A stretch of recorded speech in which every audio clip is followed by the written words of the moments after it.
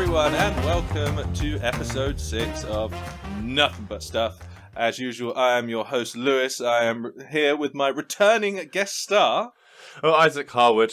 Yeah, back in the seat, back in the hot seat. You always say, "Oh, Isaac Harwood," when you introduce yourself. It's never Isaac Harwood. It's like, "Oh, it's Isaac Harwood." Oh, I've wandered into this room and there's a mic. Oh, okay. Yeah, no, that's me, Isaac Harwood.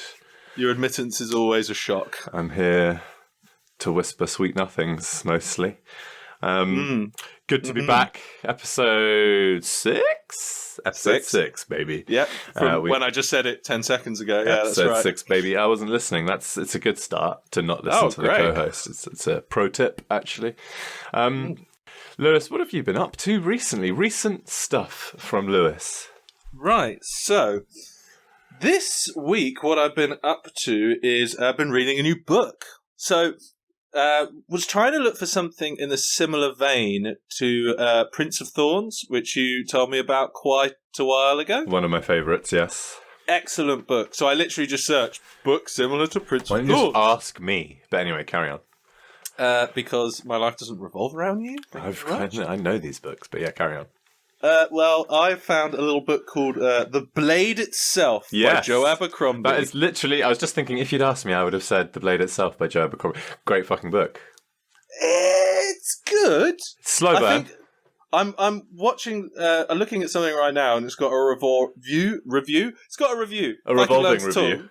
A revolving review of 4.2, 420, baby. And Christ. I'd say that's pretty much bang on the nose. It's a good 4 out of 10. 4 out of 10, 4 out of 5. I was going to say out of 5 or 10 here because there's a big difference. You finished it? Not yet. Quite close. But I think I'm over 2/3 through.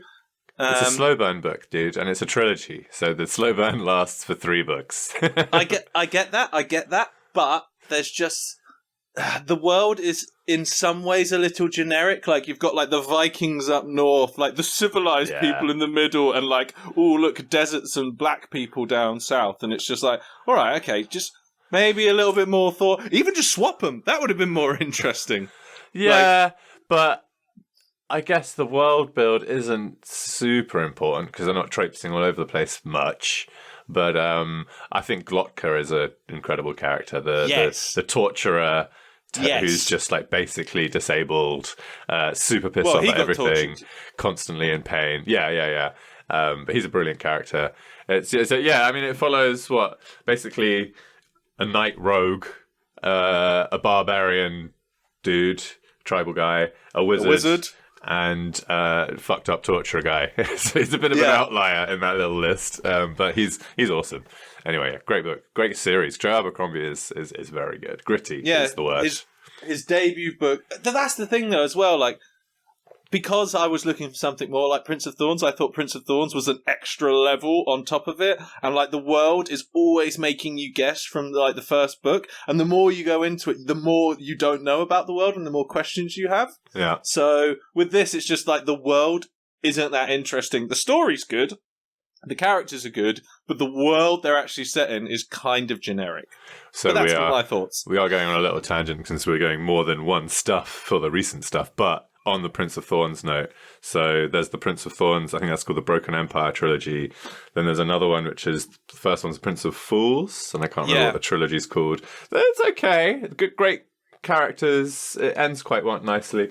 And then he's done there's a third trilogy, which is completely different. And I was like, it's okay. I haven't actually finished the third book. And he's done another trilogy and didn't tell anyone that actually they're all linked. So it's all the same world in different, like, massive gaps in time, like ice ages of time away from each other. Well, the first two trilogies, you get that they're in the same world. As far as I ever, but that's what I mean. Like the third one, you don't really realize that, and then the fourth one, you're like, oh, actually, the third trilogy was part of that too, and is the fourth as well. So I haven't got to the fourth one yet, but I kind of want to just because I learned that it's all coming back on itself. Anyway, I'm turning your recent stuff into my ancient stuff. So my old stuff, my recent stuff. I'm glad that you asked, Lewis. My recent stuff. It's got to be The Last of Us. So I know you haven't watched it. You've played the game through? Yes, Yeah. incredible. Best single-player playthrough game I've ever played, story-wise. When I got that game, my wife, who does not play games, would not let me play it unless she was around so she could be part of it, because the story was that good. Story's intense. Incredible game. So, big shoes to fill from the series. Obviously, Pedro Pascal, since Game of Thrones, has been in some of the biggest ticket items like Mandalorian, and Wonder Woman, 1985. A couple of films that we won't mention, and yeah, leading character Joel in The Last of Us. Mushroom zombies. I mean, it hasn't. I'm sure it's been done before, but it hasn't really been done before in like the popular zeitgeist kind of thing. And they do it really, really well. The makeup and effects are awesome. I'm talking about the series.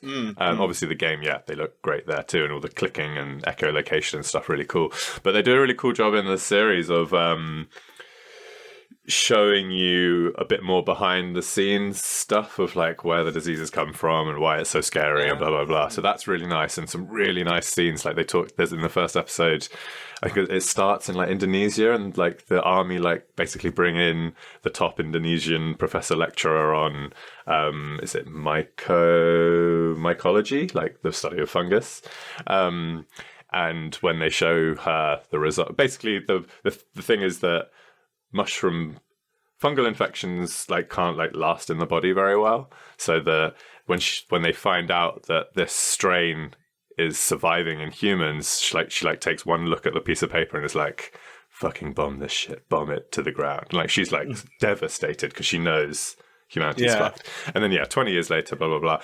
But episode 3 is what is just a awesome episode because it's two dudes just fucking getting down and dirty in the apocalypse. So the actor who plays Ron Swanson in Parks and Rec, what's his name? Nick Offerman. Yes. So he's like a survivalist, and when it all crashes, he's like, "Fuck yeah, it's my time." And then loads of American thinks that would actually go for them, but they'd actually die in the first wave because they wouldn't wear face masks. But he's like got his like vegetable garden ready. He's got a generator. He's like a proper survivalist, not just a doomsday He's a prepper. He's not a prepper. He corrects someone when they say that. He's like, "No, I'm a survivalist." But then some dude wanders into one of his like pit traps, and it's all very awkward. Obviously, he doesn't want anyone near, but they kind of connect, and it turns into this. There's no other word for it. Just like a really beautiful love story of these two dudes surviving the apocalypse together. And it's just a really, really nice episode. Anyway, Last of Us TV show. I think it's definitely a good show. I've watched 3 episodes so far. So good. So yeah, that's my recent stuff. I'm pretty psyched about that one. Yes. I'll finish. Well, I'll start that once the series is all out. I prefer to binge these sorts of things. But yeah, given how good that fucking game was, blew my mind. Yeah. I'm glad though that they're not sticking exactly to the game story, because it wouldn't be very entertaining if from the start you knew everything. Yeah. So that's what I always think when people complain about, they haven't done it exactly like the book or the comic or whatever. It's just like, you want to watch it again? Like, you've read it, you love it, great, but it's called an adaptation for a reason. Like, I get it more so. Like, if they remake something, like, okay, just try and tell that story as best as you can. Like, if it's an old film and they're redoing it, I think it should be truer. Unless it was just bad. But then, obviously, with books and stuff, like, you can't. I mean, between media. Like, from books to games, games to movies, Yeah. You need to add in some new interesting twists and turns, but no one's ever going to like everything. I mean, look at me. No one likes me. I'm so lonely. It's true. That's why I'm just a guest star. I'm not gonna, exactly. I'm not going to commit. I have trust issues as well. Okay, Lewis. Well, I think it's an important time of day. It's a quiet time of the evening, and there's only one way to spice some of this stuff up. Is this a direct quote from Nick Offerman in The Last of Us? It's time to spice the stuff up. That's good writing right there. No. The next line, though, that I know you're about to say. It's fight stuff. No, boo, no. boo. I was going to spice it up with some spice stuff. Some Spice Girls. I thought you were going to start cracking out your most recent catchphrase. Let's stuff this butt. Fuck, I missed it. You did. That's why I made the gay joke. That would have been. Yeah, we're off key. Where's the chemistry? Oh, let's just call it a day for now. Episode. The lost episode. This will be the lost episode. We did 5 in like an eighth of an episode. That was it. Yeah, fight stuff. It is time to fight. And Lewis, with a little bit of a gender bender, you'll be playing Black Widow today. I don't think you've played a woman yet. Is that PC? Is that PC to say playing a gender bender? Well, it is if you're going from to a different media and you're changing your... Yeah, I think so. All right, well, when you get cancelled, remember he's not the host. Okay, Black Widow on a sit-on mower. So think about how that could be useful. I fucking love ride-on mowers, baby. Yeah, when you hear where it is, it's not going to be so useful. Black Widow on a sit-on mower versus Frodo Baggins. Okay, so I feel like I've got the advantage off the bat here. With a full pencil case. Not much of a chance. Yeah, this is going to be a quick segment. In a sewer. In a sewer. It's quite hard to drive down there. That I can make work. I'm just thinking. Okay, so we're coming with our regular gear. The regular gear for Black Widow is leather.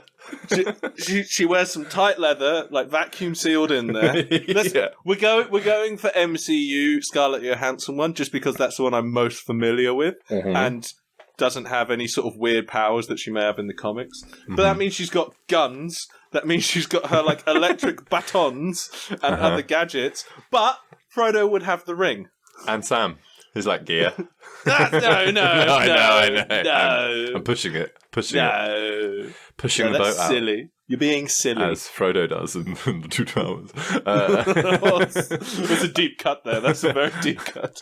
Yeah, Frodo Baggins says, I think it's fair to have the ring. Don't you think? What are you talking about? If it's fair for Frodo to have the one ring. Oh, yeah. I thought you meant Frodo was literally saying this. I was just like, what an odd way to start a fight. Yet. We haven't rolled or anything. I know. That's why I was confused. I was like, what the fuck are you talking about? Frodo's got his ring. Uh-huh. He's without Sam, so it's a dire situation. Yeah, he's fucking useless in the books on his own. Yeah, well, we're about to find out. Yeah. Let's roll. Okay. It's 3-2 to you at the moment. I rolled a 4. Well, I rolled a 5. You have I rolled better than you once I don't think in any roll off? I always go second. I think Bob the Builder went first. Because you had the alien on the controls in the recording studio. I'm pretty. What the fuck am I doing? Your levels are up, Bob. Anyway, that's a different fight. I like how the alien's got an American accent as well. Your levels are up, Bob. Hey, Bob, come on down. All right, let's kick this off. We're in a drippy, dark, stinky sewer. The logs are floating by, and Frodo is on the run. He's on the run. He's frantically flicking through that pencil case, looking for that one thing that he's always seeking, but he hasn't found it yet, and that's his first move. His first move is to look for something he's always seeking and never found. And running. Okay. And panting with probably quite a high pitch. Well, Frodo's just sort of stumbling, very much like when he's in the lair of Shelob, stumbling down the sewer. The lair of Shelob. Have you been down the lair of Shelob? Should be pronounced Shelob, actually. No.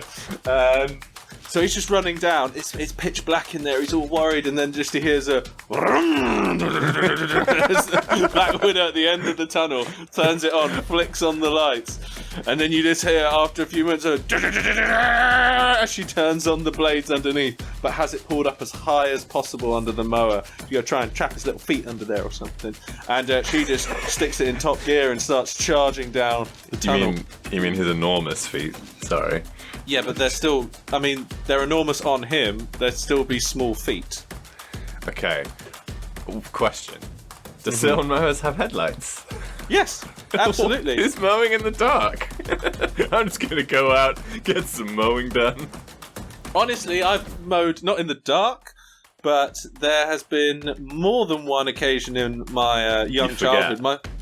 Well, no, when I was a kid and used to mow the lawn at my parents' place, I would occasionally be driving along. It starts getting late, you know. You're not necessarily going out in pitch blackness, but you keep it on. It just, you know, you have the lights there in case it starts getting a bit dark as you're mowing the lawn. I'm gonna take up a new hobby of night mowing. I'll be famous in the neighbourhood. Anyway. You'd have to go out in the middle of the night with your garden as well. So, Frodo's running towards Black Widow somehow by accident. I kind of thought you'd be behind me, but that's okay. He shudders with the lights coming on towards him. He's flicking through that pencil case. There's like maybe a Family Guy pencil eraser falling out, a Pez dispenser. That's what you keep in your pencil case. No one ever said what you could keep in the pencil case. It could be anything. It just says it's full. It's just full. Full of poop. It's in the sewer. He's going to find what he was looking for. It's the One Ring. I mean, he's got a few. We tend to have like one move for these fights. So I'm thinking the sewer is like one of those classic American movie sewers. It's got like the two kind of walkways and then the stream in the middle. So your sit-on mower is quite narrow. I was thinking it was like a big round tunnel type. Oh, we're in the round tunnel type. With like shit just pouring down the middle centre like of it. Low level, yeah. Which the mower's now flinging out to both sides as well. Aerating. Lovely. Okay, fine. So there's no wiggle room either side of Black Widow. There is and there isn't. Okay, so yeah, driving straight towards Frodo, closing in. They don't go that fast, but he's got little legs. So yeah, put on the ring and poof, vanished. Okay. Your turn. Black Widow, she's pretty smart. I think she's pretty smart. So she's turning on one of her electric batons because there's like a stream of shit going down the middle of the tunnel. Mm-hmm. So she could sort of see his footprints. Where his feet are if he's sloshing water about, so she just lobs an electric baton at him, either like towards his feet so she can try and electrocute the water and try and stun him, knock him down and then run him over. Okay, I think we don't get the comical electrocuted skeleton standing in the water because Frodo wasn't there. No, and it's just a stun anyway. Yeah, and he wasn't there anyway to be electrocuted. He is nowhere to be identified at this moment in time. On his side of the fence, what you can't see, Black Widow, is him freaking the fuck out in Sauron's realm or whatever it is that he goes to. I don't even know what it is. It's like the ethereal plane or whatever. Freaking out, doing his panting as usual. And that's kind of the move, because his move is going to be like a preemptive of... What's your move from there? Seeing that the stunning hasn't worked, she's just steering with her knees, pistols out, just pow, pow, pow, pow, pow, pow, pow down the tunnel. Nice. Just spraying in a ricochet tunnel. That's good. Yep. And just as she kind of runs out of not bullets, I'm not going to run out of her bullets, but the magazine's empty. She slows down. Yeah, she's reloading. She's looking around, flicking ginger hair everywhere. Like, beautiful ginger hair. And from behind her, kind of poorly camouflaged against the wall, because he's got that cloak, that pretty cool cloak, you know, and he like hides in the rubble. Elven cloak. Yeah. And he's actually on the rounded wall of the sewer, whips it off and jumps down with his glowing little sword, and he's like, "Oh, I'm sorry, oh," and tries to stab her, but probably gets a little blindsided by the tight leather. And that might be a little bit of a stumble, a hesitation in that thrust. Well, I don't mean to correct you here on your Lord of the Rings I thought you fucking might. Isaac. Thought you But fucking might. why would the sword be glowing? There's no orcs around, Isaac. Where are the orcs? Twist. Black Widow's an orc. Yep. Is he still wearing the ring? No. He's taking the ring off. Okay. Yeah. I mean, she's doing the classic. It's going to be. I would love to see this actually happen on a Hobbit, but she's doing that move she does in a couple of the earlier films, where she like swings her thighs around his head and like swings around the whole body and then takes him down. The momentum. I'm not sure how it would work having a full-grown woman swinging around on the body of a Hobbit, but she manages to pull it off and then sort of slams him face down into the sewage. With the lawnmower just stopping there, and then she's sort of moving her thighs along, trying to get his face close to the blades. Oh no, please stop, please. You got me, oh no. Death by snoo. So he's face down in the sewer stream. He's maybe having a bit of a PTSD flashback to like putting his face in that fucking water like an idiot. I hated it. One of the poos is floating up to him and trying to like grab him down. We keep it highbrow. Sentient poo. We keep it highbrow and nothing but stuff. Actually, there's spirit poos. Spirit turds, as they like to be called. And that is he's gonna have a visceral reaction to that and just start kind of flailing a bit like Magikarp on the floor and just kind of try and buck Black Widow off of him. Seeing as she's covered in visceral shit, I will. I'll say you can sort of wriggle free. She's used to a wider neck to clamp around. I think you sort of just pop out. Then she's. I was going to say she leaps over and gets on the lawnmower and tries to do like a 3-point turn, like Austin Powers in the first Austin Powers film when he gets stuck in the corridor with his little thing. She's just desperately trying to turn it around, back and forwards. Yeah. Okay. While that's happening, the pencil case is just within reach, and Frodo Baggins is going to go into that pencil case. I think he's just holding the ring at the moment, and he is gonna get a fountain pen. A fountain pen. He's got a fountain pen. He holds it in his hand. He's like, the pen is mightier than this sword, and he's gonna start flicking ink at her as much as he can, trying to get in her eyes. Yeah. He's just pathetic. That's all he's got.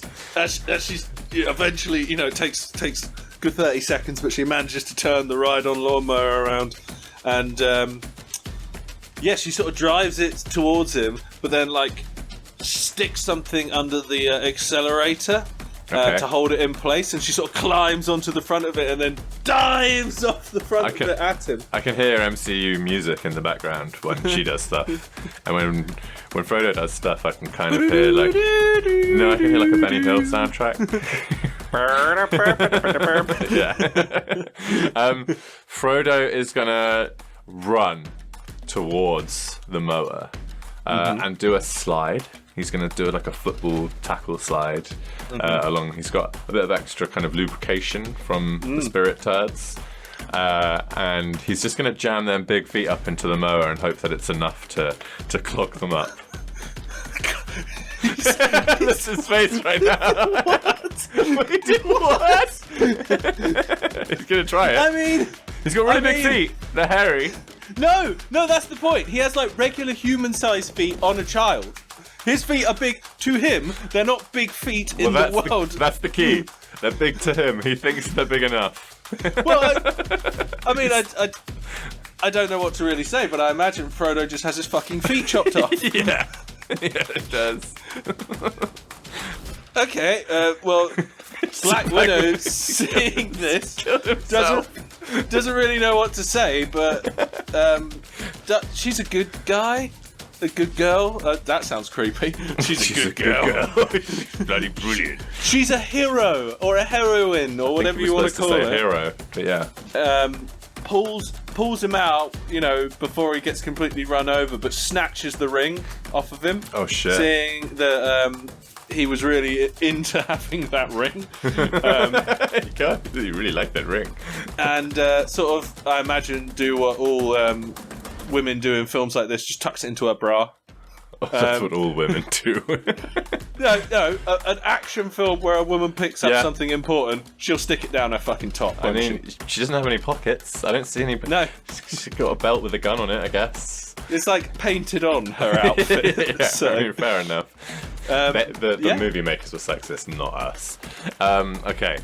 So she's got the ring. Frodo is just in agony. It doesn't have any feet left. He did use the pencil case. He tried.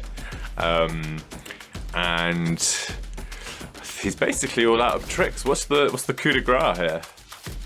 I don't know. He literally, in the books and the films, just has the ring and complains for nearly 12 hours. I feel like my hands are tied. But no, what's the killing blow? There has to. I think, do these have to end in death? No, we didn't kill Jar Jar Binks. We just knocked him out. No, it has to have a clear winner, and incapacitation. I think she just dunks his feet into the river of shit and say, "Oh, if you don't stop, you're going to get an infection and die, and I'll leave you here." Okay. You will get infection and die. I think he'll just fall into the stream and join the spirit herds then. He's killing himself. Yeah, He got into this fight near enough. I mean, the only thing that you could say is her taking the ring off of him would have sent him into a blind fury. Because that's how he gets when he loses the ring. I didn't think of that. Okay, Lewis. Well, do your homework on your characters first, Jesus. It's a random generator. I know, but you should read The Lord of the Rings. Just for this one bit. No, it's so crestfallen. Don't do that. I wasted my fucking life. It's not a waste, but my God, there's so many descriptions of trees I can read. So, is that 4-2? Well, he's not dead yet, but if she's walking away with the ring, is she going to put it on? Just Deus Ex Machina ring race come in and just start stabbing her. It's not a homing beacon. Yeah, it is. No, it isn't. Found you, motherfucker! That wouldn't. No, that's how it's ending. No, that's not how it's ending. That's not how it's ending. You can't just bring in allies. So the first rule of improv is yes and. No. How about no? All right. No Dead buts. Iron Man turns up and just blasts them all. See them get past some repulsors. I'd argue the ring race are a tool of Frodo's, but that's not going to fly. I'd say that Scarlett Johansson probably used Robert Downey Jr.'s tool at one point. Oh, Lewis. I mean, if you were that close to Robert Downey Jr., you would be sexually attracted to him. I don't understand how you could be anything other. I can't believe it's taken you 6 episodes to lower the bar to this kind of level. No, you lowered it last week. Too far. I can't even remember with what. I may have even cut it out of the episode. I'm pretty sure it was Aunt May in some kind of strip contest. Strip contest? She wins. Yeah, okay, 4-2, I guess. I got a short straw on that one. Yeah. They didn't even have a nice way. Aunt May had a 50 cal machine gun. Yeah. Frodo had a pencil case. If he had the lawnmower, it would have been more even. Yeah. No. The football tackle was probably where it started to go downhill. What, the moment where Frodo sabotaged himself? When he threw his feet, By sticking his feet into a lawn. Granted, he doesn't know really what a ride-on mechanical lawnmower is, but why would he just think, I'll stick my feet under this? Maybe he didn't think it through, which means I didn't think it through, and therefore I accept my defeat. All right. Good. Fine. Well, all I know is that I had great success with choosing the film that we're about to talk about, because welcome to movie stuff, everyone. It's movie stuff. Lewis would rather quit. So I really want to start because I know what you want to say, Lewis. We've been working really hard, ladies and gentlemen, and others. I'll tell you what, Isaac. Here you go. You may introduce the film that we watched this week, and of course, as we always do now, Sum up the plot. There you go. Okay, Fucking go with that. No, I don't want to sum up the plot at the beginning. I think it's dry. I think you're going to let me talk. You're going to stay fucking quiet. What I'm saying is, ladies and gentlemen, we talk outside of this podcast. Surprise, surprise. Unfortunately. And it's been really difficult to savour the chat of the movies, because we watch the movies and we're like, oh my God, that was fucking awful, which is generally the reaction to the movies that I choose. But Lewis went really hard on this one with just sheer hatred. I fucking hated this movie. Okay, so let me fucking start. So I know I mentioned it at the end of the last one, but Primer, 2004, when it was made, this is the movie written, directed, starred, and scored by the one Shane Carruth, who plays Aaron in the movie. And it was made with a $7,000 budget. And somehow, I don't know the metrics, made $850K at the box office. I don't know how that happened from this movie. Because it was clearly made on a $7,000 budget. But I want to say, true to the reason it came to my attention was, so the reason it's known is because it has one of what's considered one of the best depictions or realistic time travel rules of any kind of movie. Lewis is just staring at me dead-eyed. No, that bit I can't argue with. Yeah, and I fucking agree. It's good time travel. The system that's in the story is a cool time travel device. So let's get started. My first note here, Lewis, is a bunch of goddamn nerds. Business nerds. Business nerds. Takes a long time showing how businessy they are, but it's just showing how two mates are going out on their own. An idea is growing. That's my whole note. Four mates, two of which are so inconsequential to the story that they're almost immediately cut from it because they don't fucking matter. Okay, no. Wrong already. Wrong, Lewis. Wrong. Okay, so we're going to get to it later. Okay, what I'm going to do is I'm going to say the fact that the two mates pull away from their buddies and go off on their own to do a project is really important for later in the movie. But we're going to come back to this. Carry on. Okay, my first note here is they're constantly talking over each other and the microphone quality isn't good enough that I can hear what either of them are saying at any point. That's where the $7,000 budget comes in. Yeah, there are some dodgy camera angles, bad focusing, and bad audio at some point. Or there's literally at one point like a 2-minute scene where they're standing 4 feet away from the camera and it's not focused on anything in the room. Not them, not the background. Like, it's literally like, okay, I know this is a cheap film, but can you at least find someone who can work the fucking camera that you decide to use? That piece of shit camera. That's a bit later when they're having a conversation. Someone decided it was a really good idea to have a conversation film. Like the movie makers decided it was a really good idea to stage this conversation in like a fountain of water. So the audio is just of the fountains, and you can't hear what they're fucking saying. And it's like, great decision. They didn't dub it though. Like, they didn't do any dubbing. Yeah, I know. They should have ADR'd it at the end, but it's just all recorded with a boom mic. But Isaac, I have a question here for you. Why, in an early scene when they're sitting in the kitchen, why is the fridge gift wrapped? It's got a big bow on it. Why? It's because they do mention it. I think one of them is being Aaron. So we've got two guys. The main guys are Aaron and Abe. Aaron is being like courted by a big business guy to come and work for them. And that there's a lot of like really subtle things. Okay, so I'm going to skip ahead in my notes a little bit. I made a note later on that says, a little bit hard to follow about 3/4 of the way through, but I hung on in there. Okay, so I'm going to be a man and be a strong person, strong character, and admit I immediately Googled Primer Explained at the end of this movie. And I read one explained, got to the end and I was like, well, that hasn't explained anything. So I read another, and the intro bit to the explained article was like almost verbatim my note being like, don't worry, no one knows what the fuck is going on at 3/4 of the way through for the first time, but we're going to go through it. So we could talk about how fucking terrible some of the cinematography is at some points. I think the music is pretty good. No, I disagree.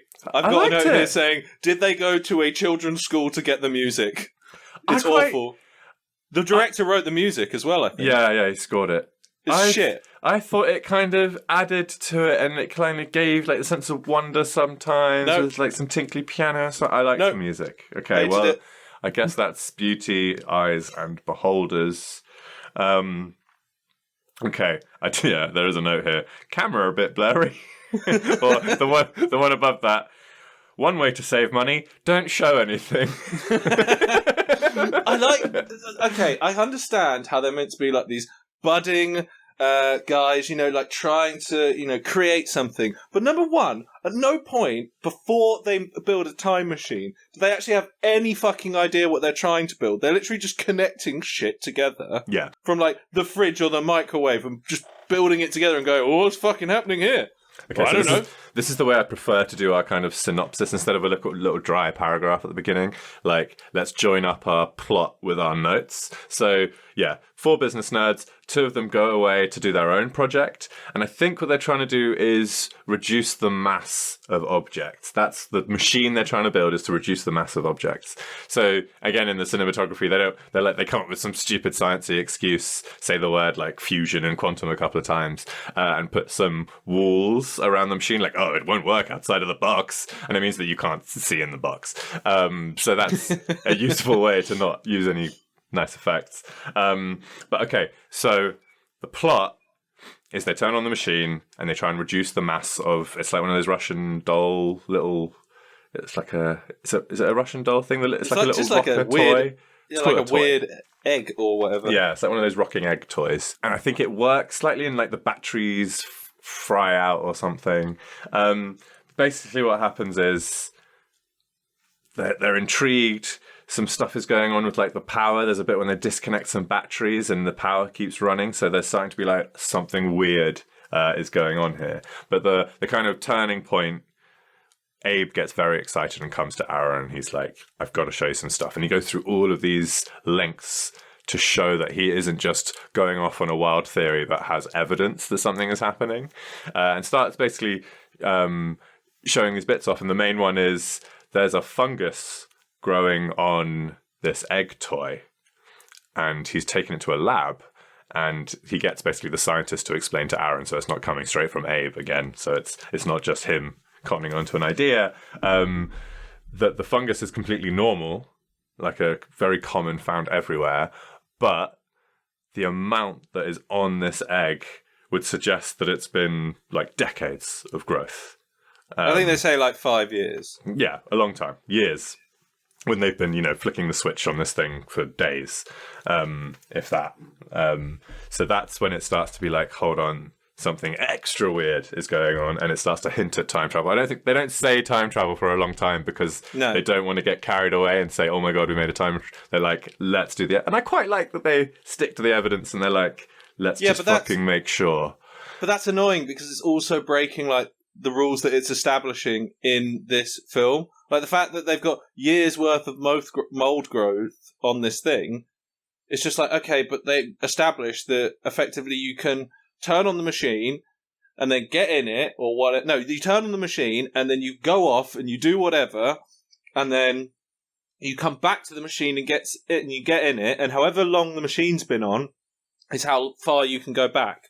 Yeah. So that would mean that they would have to have left it in the machine for like years or whatever. They do explain it saying like, oh no, it's going in like cycles from point A in time to point B and then turning back and going like this. But if you were smart, then you could get out you could start at point A and go to point B, or get in at point B and come out at point A. Like you can manipulate it better. An inanimate object will always come out after like 1,300 cycles. Yeah, it's an odd number, so you always come out at the end, so it ages essentially. But if you're an intelligent being, you can get out at the right time and go back to when the machine was turned on, essentially. So that's the premise of the whole movie. But this is where we're not going to be able to catch up the plot with our notes because it gets fucking insane and just evolves into some crazy shit where this is where I wanted to bring back the guys parting away, because I think the main thing that I didn't get was Aaron immediately parts away from Abe. As soon as he realizes that this machine is doing shit that they don't understand, he acts like he's still working with Abe and it's like their buddy project, but he has gone and worked on the machine himself and made his own time machine without telling Abe. And they they both do that. Yeah, they do, but he did it first. So he has a time machine made before Abe does. So by the time so they call it the fail-safe time machine, which they turned on at the beginning of all of the events. Which they in theory don't use, and then they make two others, one each, which then they start fucking around with. So if everything all goes to pot, they can go back to the very first one and sort it out. But I watched a video earlier on as well, just trying to get more of what the fuck was going on through. And it basically was the whole timeline. Yeah. So, okay, you know when he goes out and the first time they meet on that park bench and he's just like, oh, I'm doing March Madness. That's not the first Aaron or whatever. That's already the second or third Aaron. He's already gone back. Yeah. Yeah. And his what they figure out is you can't get back into the box that you've already time traveled back in. So what he does is makes a smaller box a collapsible one to bring into a box to time travel backwards, take the smaller box out, and then you can use that one and again and again and again. So you can go back and back and back and use the same box over and over. So he kind of makes a wiggle. Again, this movie is just, I try to appreciate and respect what they were trying to do, because there's some like kind of hard timeline, time theory, time travel stuff going on here, but it's just too complicated to watch. It's a good idea. Concept is great. It's a good idea, very poorly executed, in my opinion, because, and I know this has got like, oh, it won awards and oh, it's got good ratings and all this. Fuck off.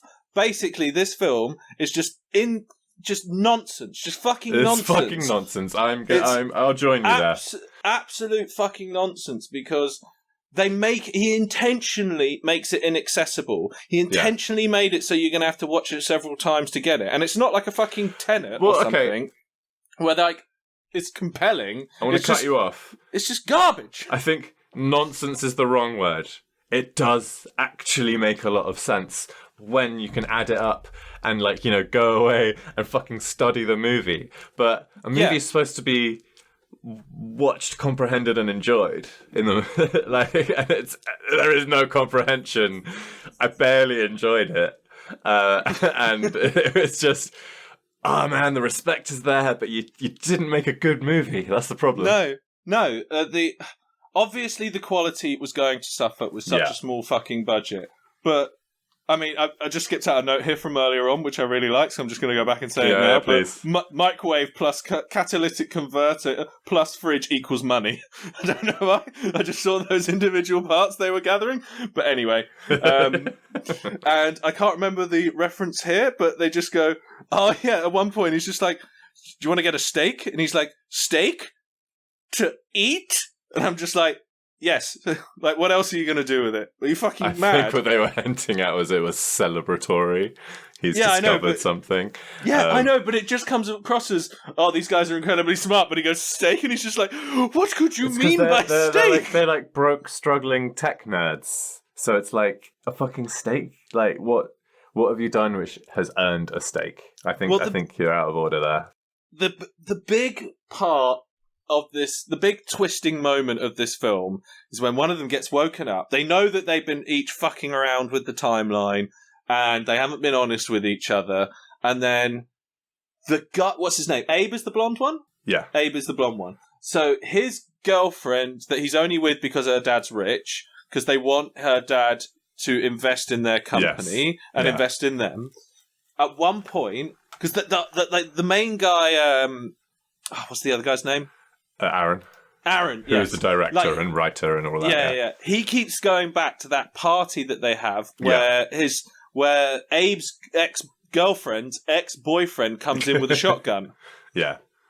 And basically, that's the first time that he goes back without telling Abe to try and basically, he's like, oh yeah, I fixed that, but, I could have done better. He's basically just fucking about with shit. Yeah. So he goes back to try and stop that. Because he knows it's inconsequential if something goes wrong, because if they can fix it. Yeah.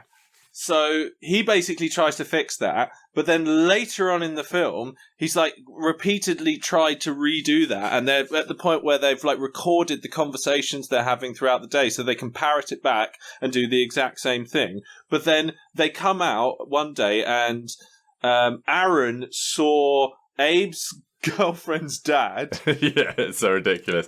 That whole bit was It was completely stupid as well.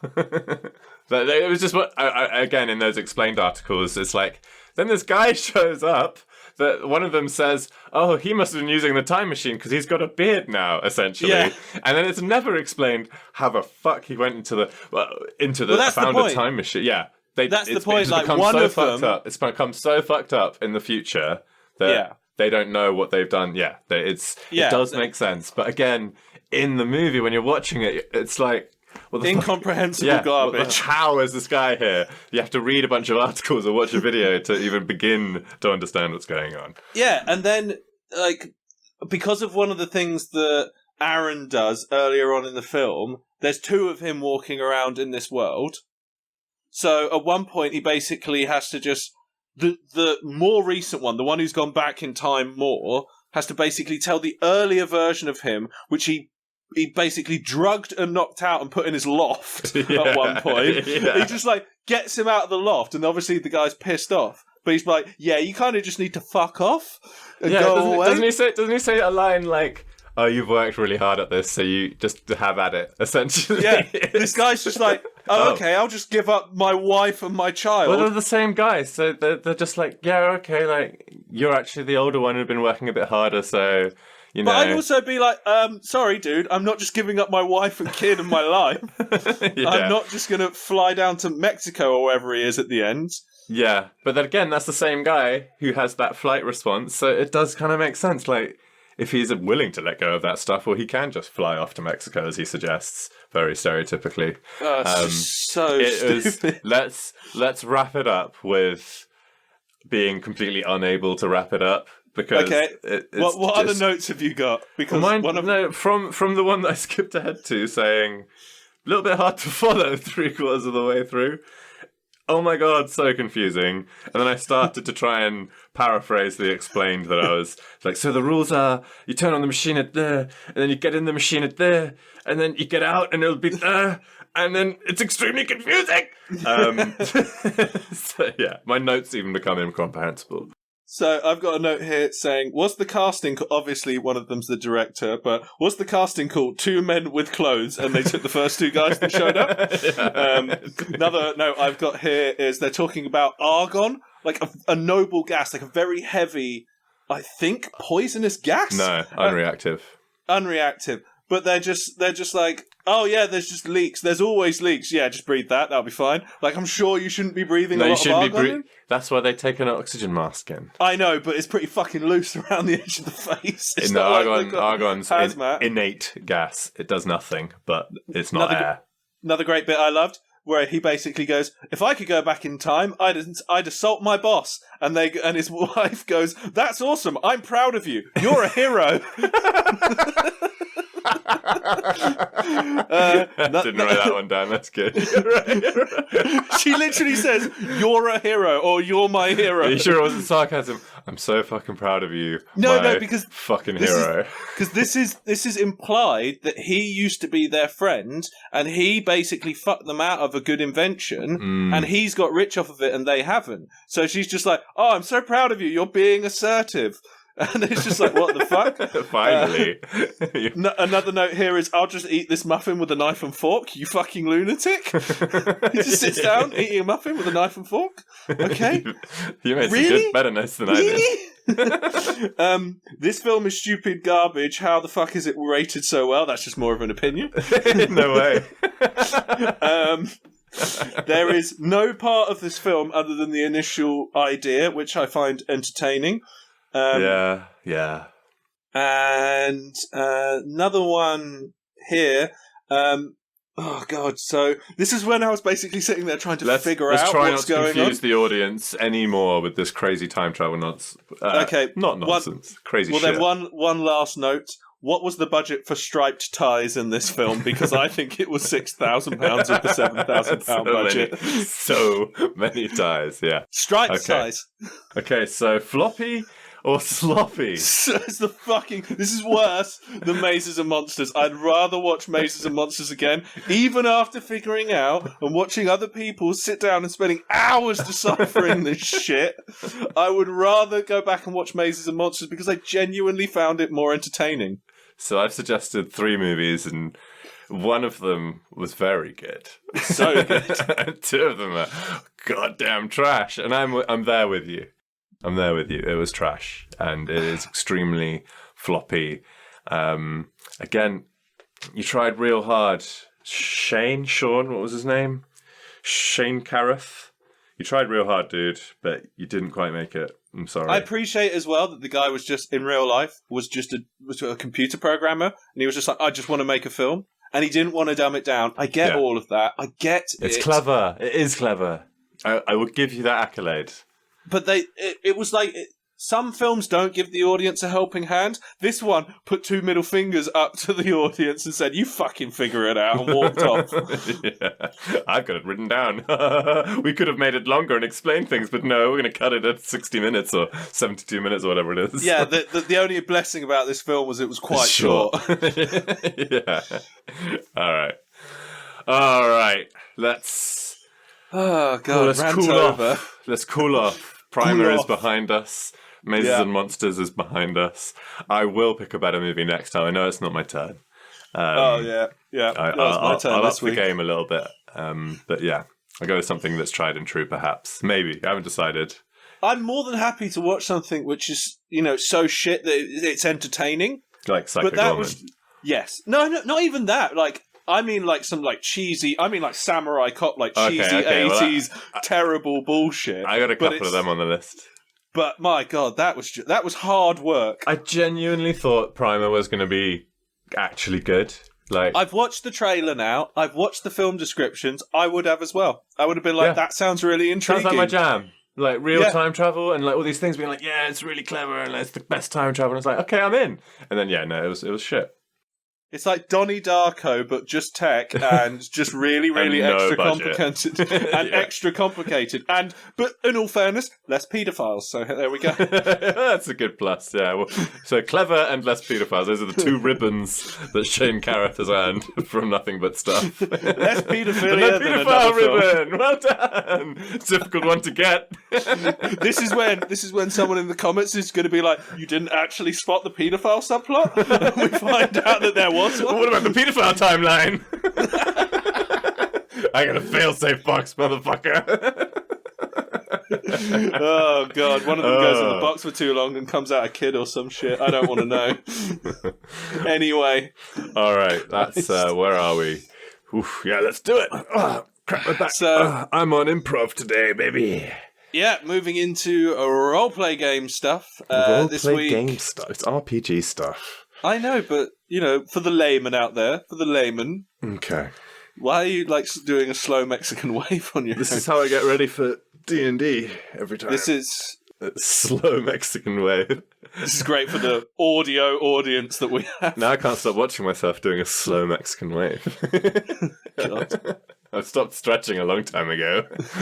This is the fantasy world, which Isaac has a character in. I game master, not dungeon master, because we are not affiliated with Wizards of the Coast in any way, shape, or form. Yeah.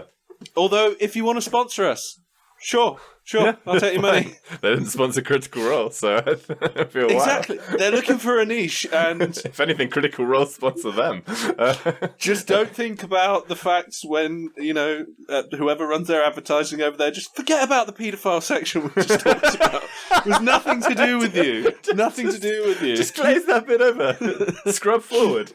Exactly. Anyway, this is. yes, your character in the fantasy world. Do you want to remind everyone of your character name and a little description of them? Yes. So, I'm Gary, the middle-aged warlock. I've got 2 children. They're quite troublesome. And at the moment, currently... enslaved is a strong word. I'm in patronage to Asmodeus, one of the many lords of hell. Asmodeus. So I like to Asmodeus. get through my life with as little drama as possible. Somehow it keeps finding me. So, Gary, just setting the atmosphere there. We've got music for that, but all right. Yeah, I know, but maybe I'm just trying to add my own flair. Let me be creative, God. God, I hate it here. So Gary, you've been working a hard day down the mine or wherever you work. I don't know where you work. I think I work in a shoe cobbler's shop. Okay, you're making your way back from the cobblers. It's been a long day, Gary. Your head's sort of drooping a little bit. You know, you didn't get... The kids kept you up last night. You didn't get as much sleep. Maybe your little... demon sprites familiar thing. PT Chimps Whimper.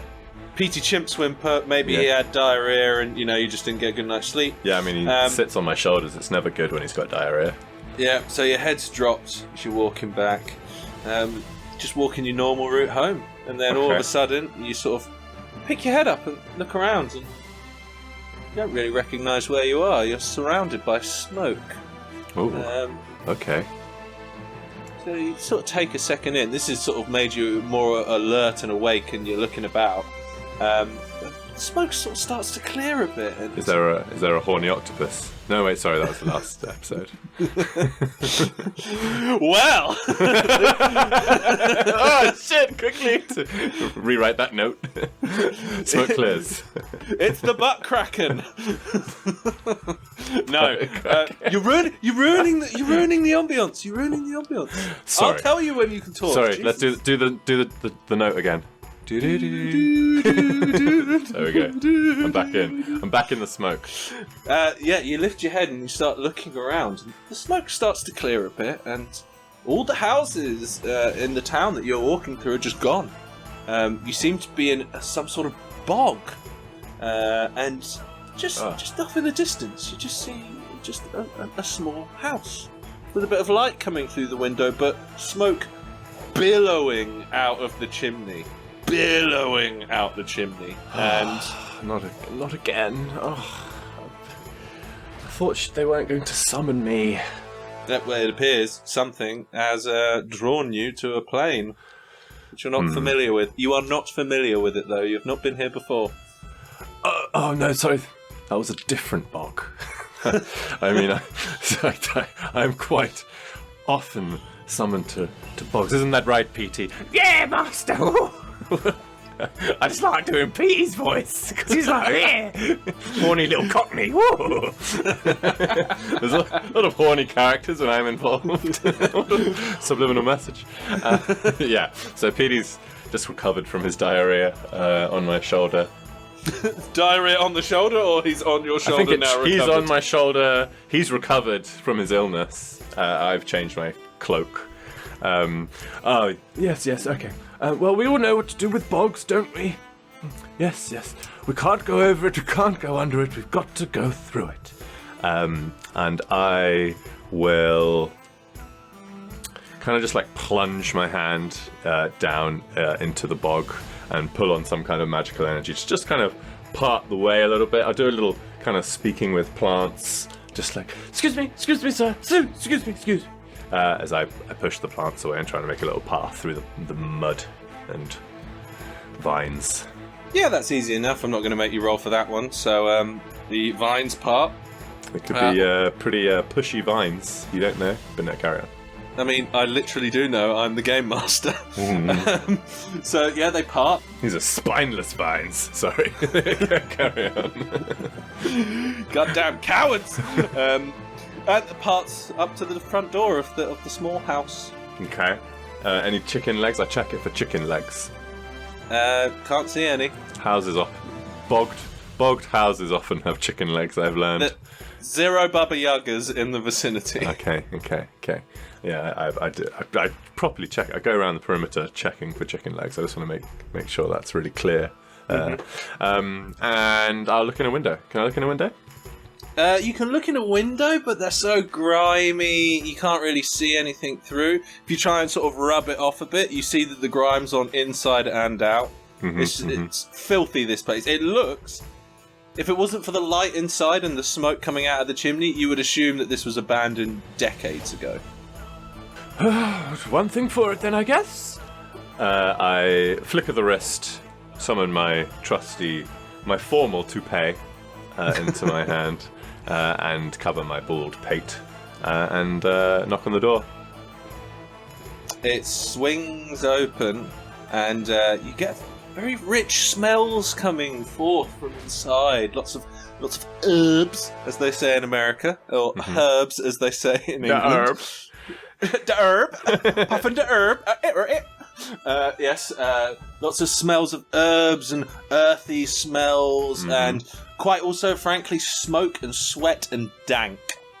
Ooh, so dank in here.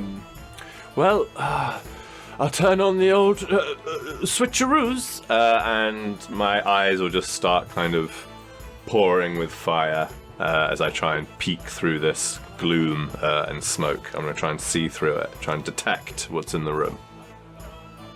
Well, as you sort of turn that on and look in, once you sort of cross the threshold in... Yeah, I'll step in. Yeah, the room inside is clear enough. The fire is absolutely chucking arse out, and just smoke everywhere going up the chimney. But the room's all right. But without even sort of noticing it, the door gets slammed behind you, and you turn around and you see just a little old man there. Oh man! He goes, "Hello! Yes, I see you finally arrived. You're late. Okay. I think I'm a little shocked, a little stunned at the door closing, and like when I kind of jump, my toupee just kind of goes like a little inch off my head and lands back. And I'm like, oh, hello. It must have been you that summoned me here. A little bit rude. I'm not going to talk about the etiquette of summonings just yet, but I think we've got off on the wrong foot immediately. So if you'd like to introduce yourself and tell me why I've been brought here, we can just kind of forget about the whole unsolicited summoning. I don't know any Simmons. Is that your name? Are you Simmons? No, it's Gary. Most people call me just Gary the Warlock. But I'm not that hairy. My friends call me Gaza. I don't like it, but they do it anyway. Really? You don't look like the sort to have many friends. I do keep them in my basement. That's where most of the friends go. But I used to have a basement, I checked, actually. You don't. There's nothing underneath here. I was very thorough. I said I used to have a basement. Well, can we move on to the purpose of this visit? I do have a lot of sleep to catch up on, and the children will be getting hungry for flesh soon. I didn't invite you here. You told me you'd be arriving. Right. Some kind of misunderstanding. Have you received some kind of letter saying I was supposed to come, or... No, I received a letter. The good deaf old man gag. That's perfect. I like my old man. That's good. Right. Signed by, was it Gary the Warlock? Gaza? Gary the middle-aged Warlock? I really don't like that one. Give me a moment. Let me check. Just walks over to his bureau, sort of thing. Shuffles. Like he's got, this guy's wearing, he's so hunched over. He probably used to be your height. He's old and crippled and hunched over to the point where he's barely half your height, wearing a disgusting old robe. This fucking guy reeks as well. So do I. It's all good. He gets over to his bureau and sort of pulls out sheafs of paper and goes, "Yes, here we go. Yes, hello there. Yes, Susan. Yes, this was your letter, right?"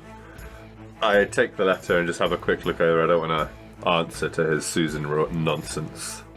The confusing thing is that while it's not signed under your name, it is your handwriting. You do recognise it. Oh. Okay. I want to use my demon vision stuff again. I want to detect any kind of fuckery with either him or the letter, or just anything which would suggest there's been some fuckery, some magic fuckery. You're going to have to roll for that. I'm going to turn on my fucky eyes. I'll turn on the fucky eyes. I'm so good at seeing fucks.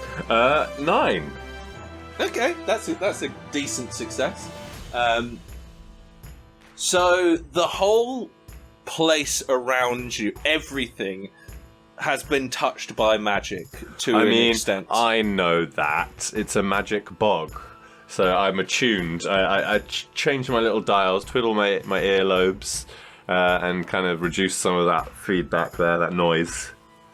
So what you're sensing is not so much that this world is fucking with you, but something else has fucked with you, and it's almost like you're getting little flashes of a memory of when you wrote this letter, but you can't remember why, and you can't remember what it was about. So I actually did write the letter.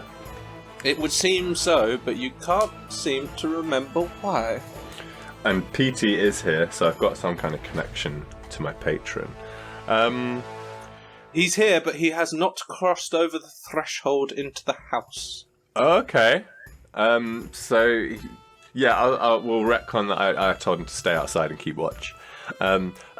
Sorry, I don't know what else to call you other than old man, but what's your name, and why are you living in this bog alone? No, that's my name! No, I haven't got your name yet. Alan! My name's Alan! Alan the Terrible, Alan the Magnum Mass, Alan what? My name's Alan Smith! Right, okay, didn't plan for this bit. Okay, and we have some kind of connection. Wait a minute. Wait. It's not me, is it?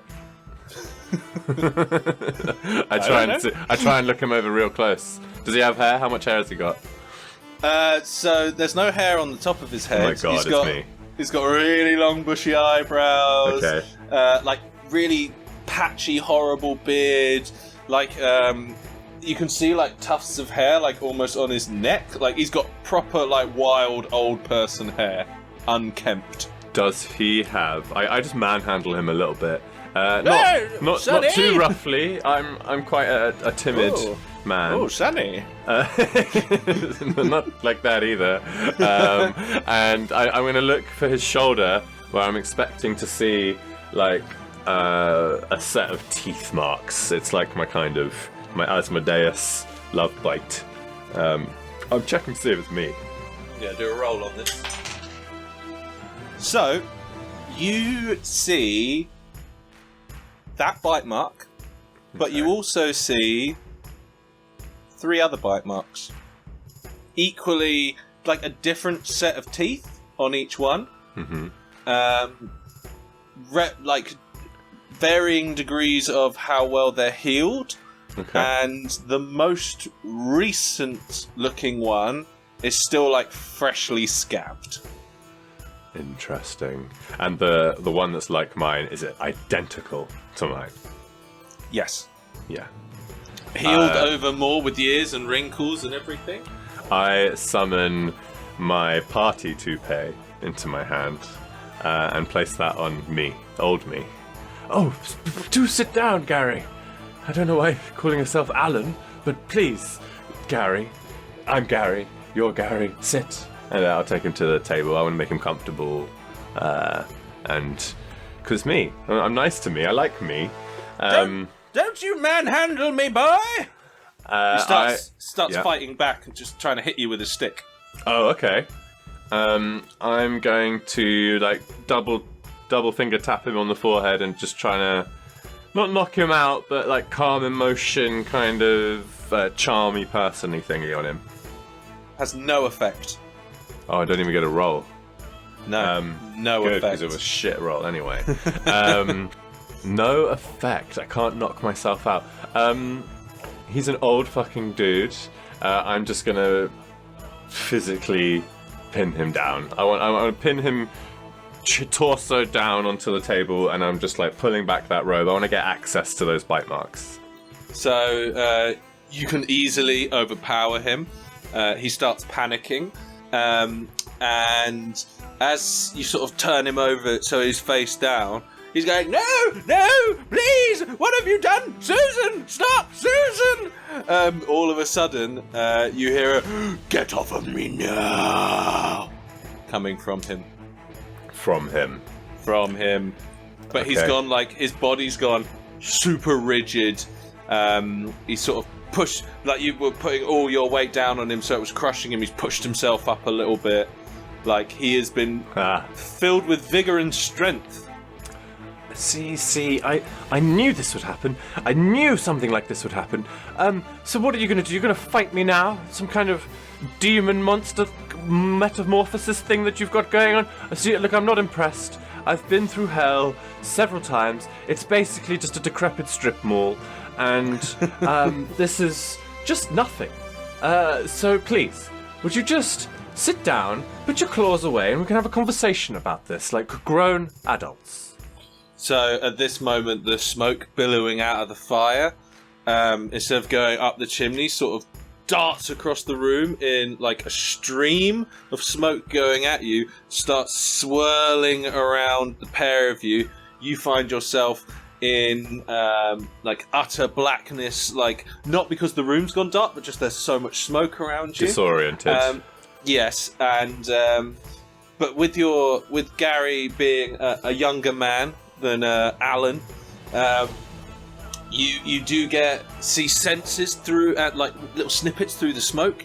And can you make a roll for trying to dodge for me? 8. Okay.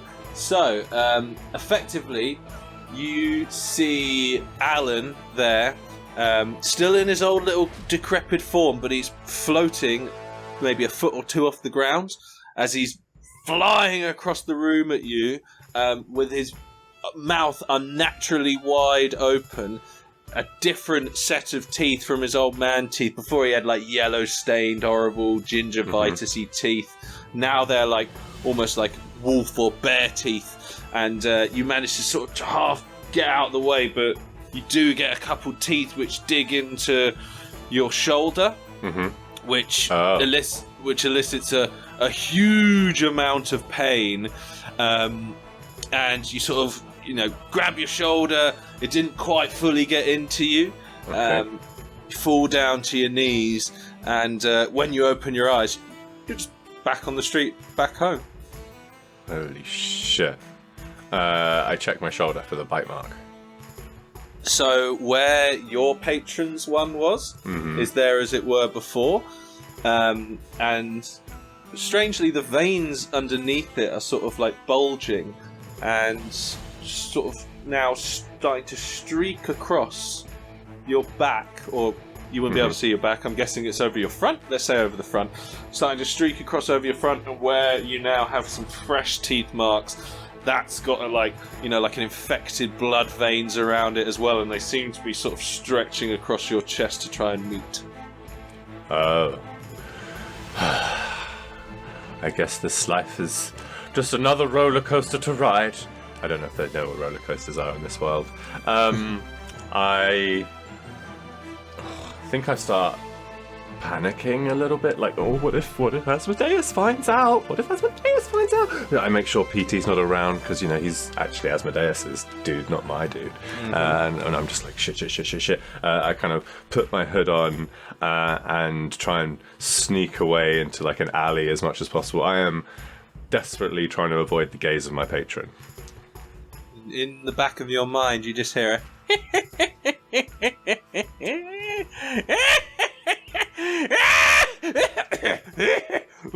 oh dear.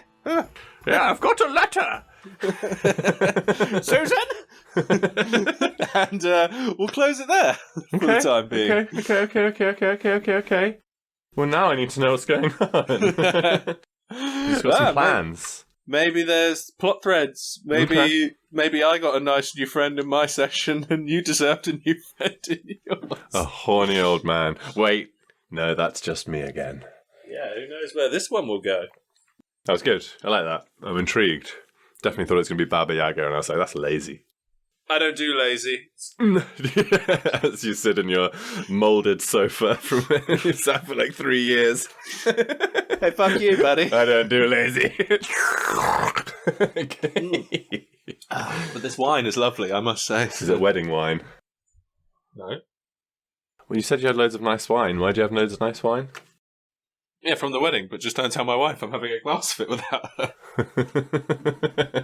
No, dear. Not the wedding wine. It's fine. I think the one place I could say it and be clear that she's not going to listen. Yeah, your passions and hobbies should never be involved, so that's good. All right. That's not why I'm with her. Right, so kind of time to wrap this up a little bit, I think, because I'm just so sick of listening to you, Lewis. That's very pleasant of you. Thanks very much. It's just the constant drone. Anyway, if you want to listen to Lewis... wine. It's the wine. If you want to read Lewis's droning from now, you can probably find it on our Instagram or Twitter at NB Stuff Podcast. Like just racistly ranting at things. You just rant every day. Just a daily rant from Lewis. What grinds my gears? Really grinds my gears, guys. Grind stuff. No, that sounds like some kind of dating that app. Sounds a bit dodge. So, yeah, Instagram, Twitter, email us nothingbutstuff@gmail.com, 2 T's in the butt. We've got obviously like, subscribe, review, whatever you get this podcast. Super, super helpful. I know everyone says that, but it's true. And I think, and the last one, we've got a Patreon. Give us your money. That's all. Please. Patreon.com/nothingbutstuff. 2 T's in the butt. 2 T's in the butt, I feel like, is going to become our catchphrase. I think that is the catchphrase, isn't it? That is it. We'll see. Okay. Or let's get stuffing. I think that's it for the sign off from me, Lewis. So what's our next movie? Well, Isaac, you'll be thrilled to know I've picked a piece of pure cinema for our next feature length. As always. Yeah. I mean, I just wanted to this week go with a real auteur of the cinematic genre. You're really building the tension with all these terribly said words. How dare you?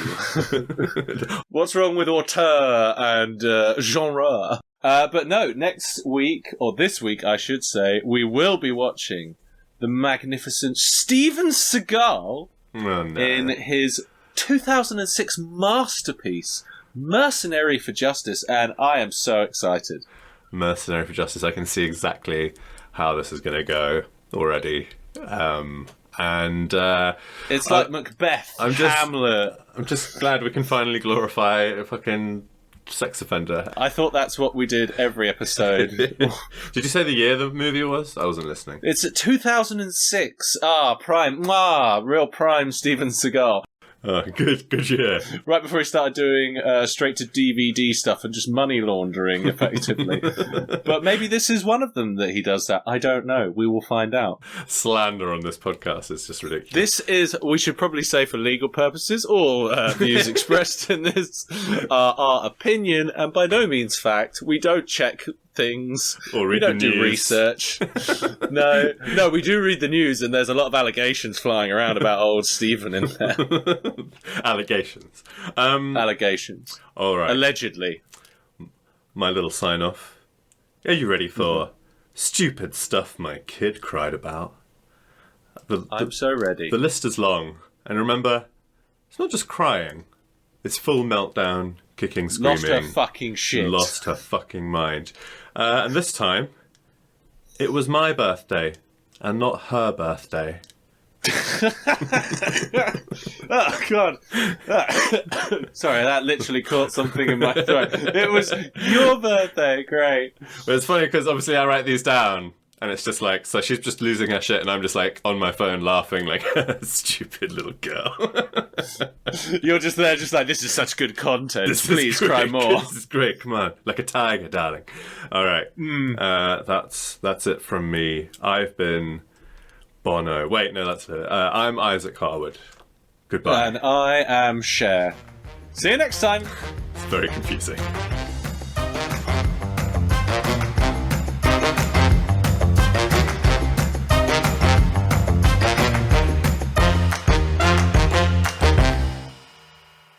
Rumour is he's just a giant poo.